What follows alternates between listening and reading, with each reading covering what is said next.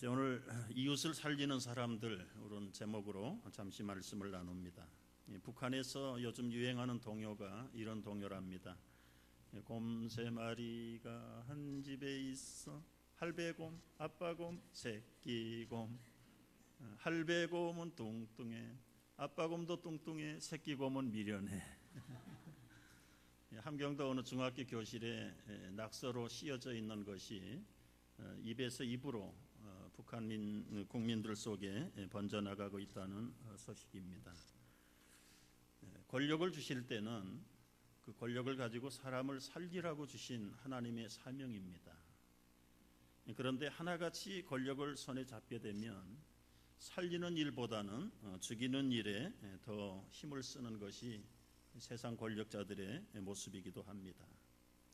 60년 동안 이 철퇴 같은 권력을 붙잡고 폭정을 휘둘른 북한의 정치현도 마찬가지입니다. 또 끊임없이 일어나고 있는 아프리카의 민주화 운동도 오랜 독재의 권력 밑에서 벗어나려는 이 안타까움의 절기인 것을 우리가 뉴스를 통해서 봅니다. 오늘 본문에 나타난 사울 임금, 이스라엘의 첫 임금 사울도 역시 예외는 아니었습니다. 초창기에는 성령이 충만했던 사람입니다. 그러나 자기의 정적으로 젊은 사위 다윗이 나타나게 될 때 결국은 시기심이 발동되었고 경쟁과 질투의 대상으로 여기면서 사람을 살리는 일보다는 죽이는 일에 몰두하게 됐습니다. 성령이 떠나면 사람이 뻔뻔해집니다. 악신이 와서 다스리기 때문에 분별력이 사라집니다. 체면도 없습니다. 경우도 모릅니다. 상식도 위치도 분별하지 못하는 어리석은 사람으로 전락하고 맙니다. 두 번에 걸쳐서 은밀하게 다윗을 죽이려는 시도가 실패하게 되었다면 정신을 차려야 될 터인데 그를 사로잡고 있는 악신에 의해서 이런 명령을 내리게 됩니다. 그의 아들 요나단과 그 신하들을 가르쳐 다윗을 죽이라. 여러분, 이게 왕으로서 내릴 명령입니까? 다윗이 어떤 사람인데요? 그럼에도 불구하고 상식도 경우도 벗어나 버리는 구제가 불능한 그런 왕으로 전략을 해버리게 된 것입니다. 본인이 그러고 싶어서 그랬을까요? 본인은 결코 그런 마음이 없었을 거예요. 그러나 나타난 걸 보면 제정신이 아니다. 제정신이 아니라면 그 정신을 누가 다스렸는가? 성신이 떠난 다음에 악신이 들어와서 사울 왕의 정신을 다스리기 시작합니다. 악신의 지배를 받습니다. 사탄은 사람을 통해서 사람을 죽이게 만듭니다. 파멸하게 만듭니다. 예수님께서 도적이 온 목적에 대해서 이렇게 설명하신 적이 있어요. 도적이 온 것은 죽이고 도적질하고 멸망하려고 왔다. 요한복음 10장 10절을 띄워주시면 좋겠어요. 도적이 온 것은 죽이고 멸망시키려고 왔다. 여기서 말하는 도적은 전부 사탄이에요. 마귀의 하수인들이에요. 그러나 내가 온 것은 양으로 하여금 생명을 얻게 하고 더 풍성히 얻게 하려고 오셨다고 말합니다. 여러분, 이 성탄의 계절은 생명을 얻게 하시고 살리려고 하시는 독생자 예수 그리스도가 탄생하신 계절입니다. 이제 이 12월에 우리도 온통 죽음으로 뒤덮여 있는 이 사회를, 이웃들을, 사람들을 살리는 그런 계절이 되어야 될 줄로 믿습니다. 오늘의 현실을 보십시오. 마귀와 사탄은 이 땅을 무너뜨리려고 안간힘을 다 쓰고 있습니다. 여러분, 정치라는 이름으로 국민들이 서서히 죽어가고 알지 못하는 사이에 다 죽었습니다. 소리 없이 죽었습니다. 무엇이 죽었습니까? 도덕이 죽었습니다. 윤리가 죽었습니다. 새로운 신앙의 가치관들이 죽어버렸습니다.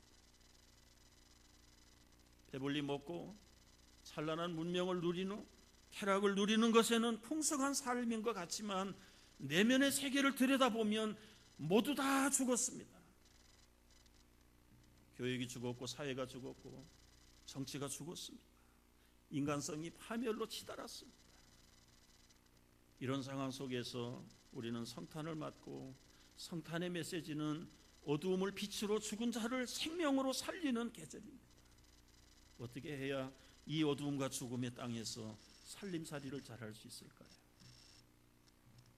인류의 살림살이의 왕으로 오신 예수 그리스도가 오신 이 12월에 우리도 어떻게 살림살이에 끼어들어야 되려는지,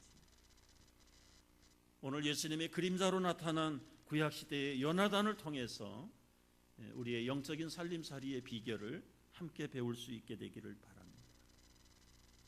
이웃을 살리는 사람 요나단 세 가지의 모습을 우리에게 보여주었습니다. 첫째는 죽은 사람, 죽어가는 사람들을 살려주는 피할 길을 열어주어야 합니다. 다윗이 말합니다. 다윗을 불러다가 내 아버지 사울이 당신을 죽이려고 지금 계획하고 있습니다.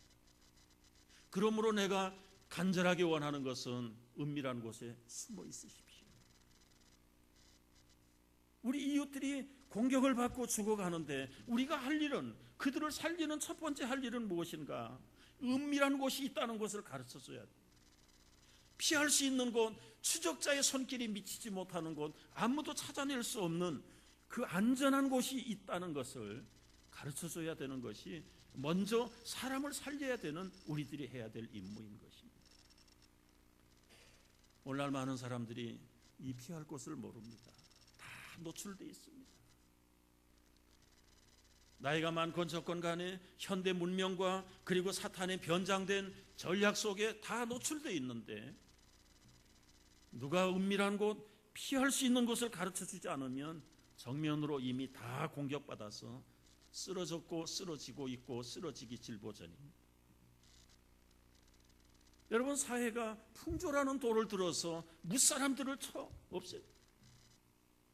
풍토라는 것 때문에, 때로는 유행이라는 것 때문에 알게 모르게 우리의 의식을 다 도둑질해 갔어요. 믿음의 모든 가치관들을 다 무너뜨렸어요. 파멸시켰어요.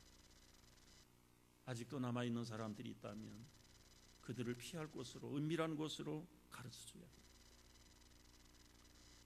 현장에서 죄를 범하다가 끌려온 여인, 질서라는 돌멩이를 들고, 율법이라는 돌멩이를 들고 치려고 하는 그 현장에서 예수님은 갈데없는 그 죽어가는 여인을 피하게 살려줬어요. 어떻게 살려줬습니까? 너희에게 죄 없는 자가 먼저 돌로 치라. 자신의 죄 문제도 처리하지 못하면서 한 사람 나약한 여인을 앞에 놓고 돌로 쳐 심판하려고 하는 이 불신의 문화와 그들의 어그러진 믿음 앞에서 억울하게 죽을 뻔했던 여인을 예수님은 살려주었던 거죠. 피할 길을 주었어요. 여러분, 오늘 이 시대를 보십시오. 여론이라는 돌멩이를 들어서 치는 거예요. 다스결이라는 이름을 통해서 가치관들을 다 뒤집어 놓는 것들이. 예수님이 필요합니다. 지금 피할 곳을 일러주지 않으면 자기 아버지의 치밀한 암살 계획에 의해서 다윗은 죽음이 직면되어 있어요. 그런데 그 다윗에게 피할 곳을 알려준 요나단이 오늘 이 시대에 필요하다는 것입니다.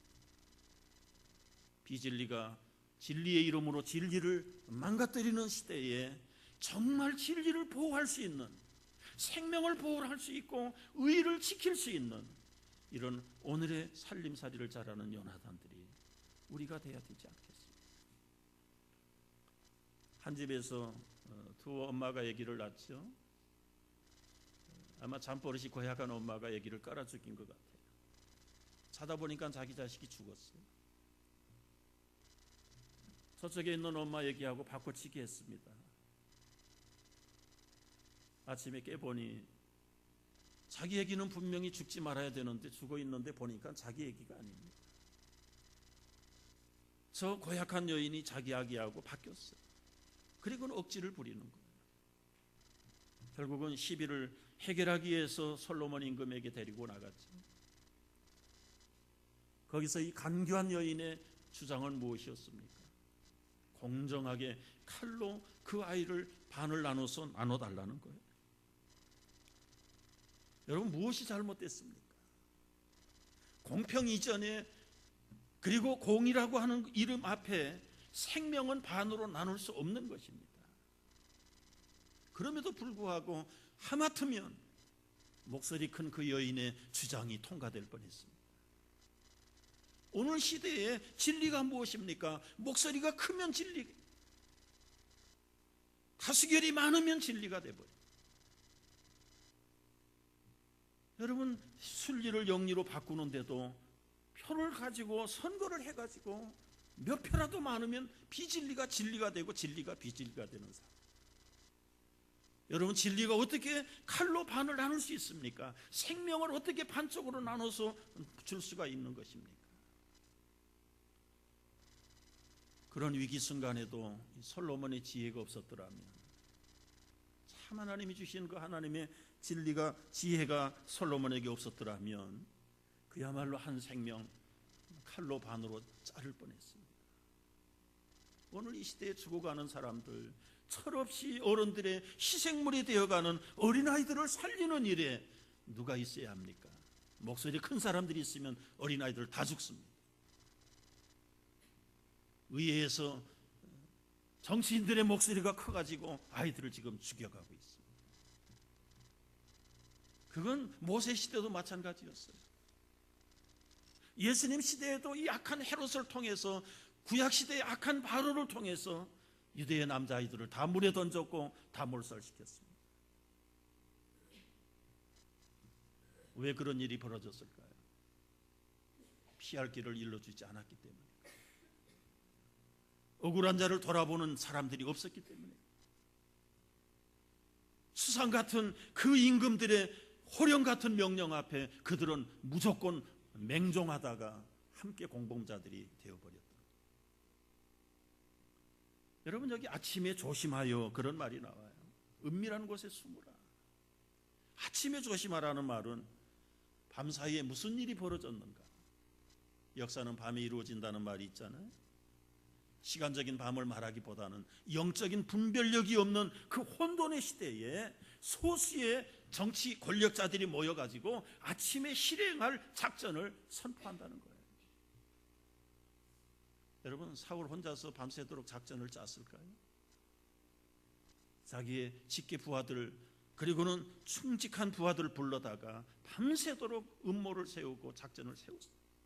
이제 날이 밝으면 그 빈틈없는 작전이 그 아침에 실행될 것입니다.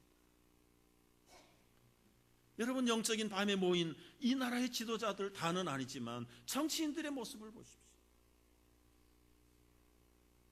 표만 얻으면 그들은 좀 미안해요, 장땡이에요. 진리고 비진리고 따지지 않아요. 자신들이 계속해서 정치 생명만 연장할 수 있다면 진리든 비진리든 상관이 없어요. 아주 거지 같은 근성을 가진 사람들이 너무 딱딱해서 좀 유머를 나눠볼까. 다는 아니지만 정치인들하고 이 거지들하고 공통점이 있답니다. 공통점 몇 개가 있는데, 그들은 첫째 공통점은 다 입으로 먹고 산다는 거예요. 두 번째는 거짓을 밥 먹듯이 한다는 거예요. 그리고 정년퇴직이 없대네요. 하나 공통점 참 특이한 것은 사람이 많이 모였다 그러면 꼭 나타난답니다. 그리고 자기 구역 관리는 똑소리 나도록 한다네요. 되기는 어렵지만 놓치기는 매우 어려운 것이, 이게 또 하나의 공통점이고요. 마지막은 현행실정법으로 다스릴 수 없는 골치 아픈 사람들이 바로 이 거지하고 정치인들이다. 여러분, 한국의 정치를 보십시오. 미국도 예외는 아니에요. 캘리포니아에서 여러분, 지난달 어떤 일이 벌어졌습니까? 제가 서울 가 있는 동안에 우리 목자들에게 긴급하게 메일을 포워링해 준 적이 있어요. 몇 달 전에 동성애가 내년부터는 공립교과서에 다 정당한 것으로 의무적으로 실려서 이제 우리 초등학교부터 고등학생들에게까지 동성